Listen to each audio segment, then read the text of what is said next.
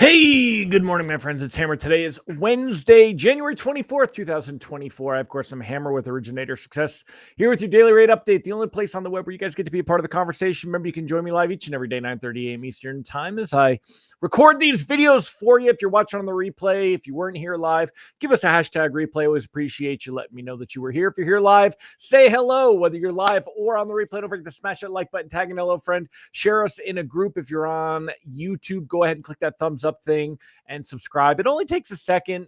Make a comment, say hello, definitely say something. I see views on YouTube, but I don't see anybody commenting. So if you're watching on YouTube, let me know who you are and that you're watching. Remember, you can sign up and get an email to your inbox each and every day, www.ratelockadvice.com. You can also get our text alerts, www.ratetextalerts.com. We send out a couple of texts each and every day to keep you posted on what's going on in the market. Last but not least, if you are a mortgage originator and you want to get more business, check us out at originatorssuccess.com. Go find out more about how we can help you to get more business. Let's see who's here live this morning. We got Bobby Searson, Mike Morano, Lisa Bollinger, Mallory Fotiadis, Scott Mincer. Appreciate y'all. Mike Morano, thanks again. Mike connected me with one of the VPs of marketing over at UWM.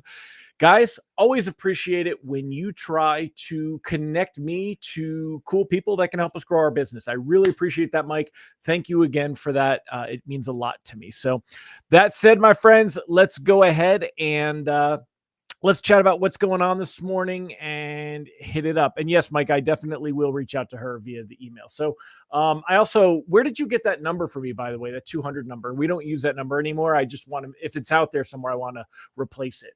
Just let me know. So we have an updated number. But anyway, this morning, mortgage-backed securities are up 22 basis points to start the day. That means morning rate sheet's going to be a little bit better than yesterday.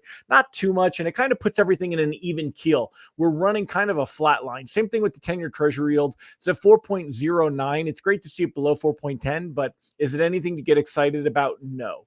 Now, I want to kind of dig in here. Let's zoom in a little bit. I want to show you guys. We can start looking at the technicals, see how you get into these breakout patterns. We have support, or actually, this is resistance, because remember, the 10-year treasury, we want that to drop down.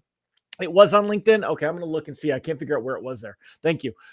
This purple line is the 200-day moving average. That's blocking the 10-year treasury yield from going lower. We want that 10-year treasury yield to fall and go lower. That would be better for mortgage rates and pricing. This red line, that's the 50-day moving average. And that one, you'll notice, is it's kind of compacting, right? And it's creating a area where we get what's called a breakout. So we'll see a breakout here. Now, technicals are not the only indicators on which direction things are going to go. We have the fundamentals. What's going on in the markets? What's basically driving all of this stuff.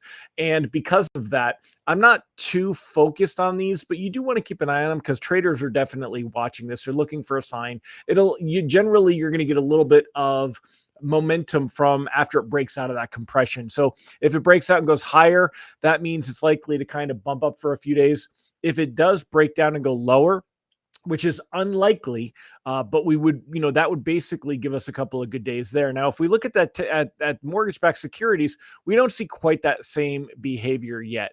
Now, this blue line, that is the 25-day moving average, not nearly as strong of a technical support or resistance level as the 250-day moving averages are.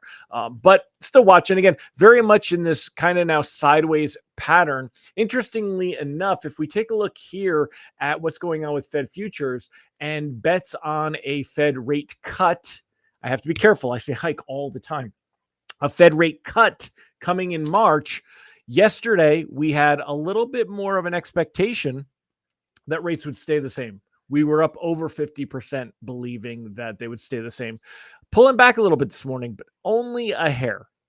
Kind of catching a little bit of wind. But again, are we really likely to see expectations go this way? And what would it take to get there? Well, are we likely to see it between now and the end of the month? No. We're going to get the PCE inflation data on Friday. That could help us a little bit if it shows that inflation, again, coming in a little bit better than expected. Now, the CPI report actually came in a little bit worse than expected. So one does not have to be the other, but it's not likely we get too much of that. But you got to remember, stocks hitting record levels right now, the S&P, the Dow hitting records, and bonds. It used to be that if money went into stocks, it came out of bonds, et cetera, et cetera. That's not really the way it goes anymore. Things are much more complicated with the financial instruments today. And, if stocks are doing well, bonds can actually grab those coattails and get a little bit of a lift. Now, the bottom line, when we're looking at rates and rate sheets, if you are out there and you're quoting consumers, we're actually seeing things get a little bit worse, not better, but they're staying right here in that 6 7/8 level. I mean, how much more can you stay in a week's worth of time? 6.88, 0.89, 0.92, 0.87, 0.92. These are really not much movements at all. You want to look for those better days to go ahead and lock in and grab a rate. Today may be that day. So my advice remains very much the way it has been even yesterday. I'd be locking anything that's closing in the next 15 days or so. I think today's a good day to do that. Take the money and run. I don't think we're going to get a lot of momentum in our favor. It's possible, but not probable. Anything that's got more time than that, I would cautiously float because of the fact that we are seeing a sideways pattern. We want to see what happens at the end of the month when we get to the Fed meeting. And as Ron Siegel has pointed out, really it's Fed Chair Jerome Powell's press conference is going to make all the difference. When he's answering questions, that's where markets are going to form that opinion of where do they think is going to go. Are we going to get a rate cut in March? Are we definitely going to see one in May? All of those kinds of things. And then also don't forget February 2nd, that's when we get the next big jobs report, the non-farm payroll, the wages and unemployment numbers. And then, of course, the next CPI one, I think, was the 13th. I'll double check it, but I think that was February 13th that comes in. So, by the way, good morning, Nicole Semerad, Ron Siegel, Kyle Mazekas, and Steve Lacefield. Great to have you guys here as well. So anyway, that's where I would be going. When we're looking at this stuff, again, we're very much a sideways pattern. We're not going to see rates that can really improve unless markets start to get some momentum that they believe there's going to be a Fed rate hike. Looking at the rest of the stuff that's in the headlines, everything is Trump, Trump, Trump, Trump, Trump. I posted on Facebook this morning that I'm already tired of the political headlines. I'm reading this stuff, trying to see what's going on in the world, and all I'm going to get is this and this and this, and it's going to be a long year. As far as what effect will this have on rates, I'm kind of curious about that myself. I don't have a strong opinion yet. Now, back when Trump won the first time around, back in 2016, that was not really great for rates. We saw things kind of get a little bit worse. But when this time around, things are different, and the economy is very different. The world is very different. So not quite sure how that actually will play out. So notice I'm not even talking about Haley. She may not want to drop out of the race, but this stuff is so I just feel like it's almost so rigged. We don't get votes. We don't get to vote. Ron said this payroll will be strong. The February report for January historically has the largest negative adjustment of any month, regardless of party. They all want a good report prior to the State of the Union. This year, the State of the Union is in March, but still. Yeah, I don't disagree with you. Scott said, I'm canceling my subscription to the 2024 election campaign. I'm with you, man.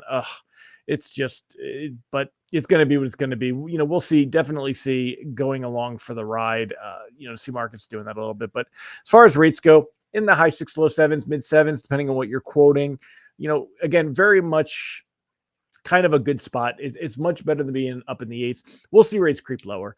This is good for minimizing some of the EPOs. Keep that in mind. Commission clawbacks, early payoffs, rate stability is good to help with that. So Ron said the only good part of Calizuela, they don't spend money here. Yeah, you're always Democrat. And what's funny is I think like a large portion of the state actually goes red, but the cities all turn blue. I think that happens in a lot of the more populated places. Same thing with New Jersey when I was there. Most of New Jersey were, I'm going to say, kind of moderate types. I didn't see, just not a lot of far left, far right type people, but the cities always won. Our system's broken. There's so many things in the world that are broken, but that's not what I'm here to talk about. I'm here to talk about mortgage rates and pricing. And the reality is that's not broken. It's getting a little bit better, but we're not going to see anything tremendous. Again, we could see a little bit better if markets like that PCE data, but I would still strongly consider locking up anything closing in the next 15 days. Why? Because you have more risk to see rates creep higher than lower right now.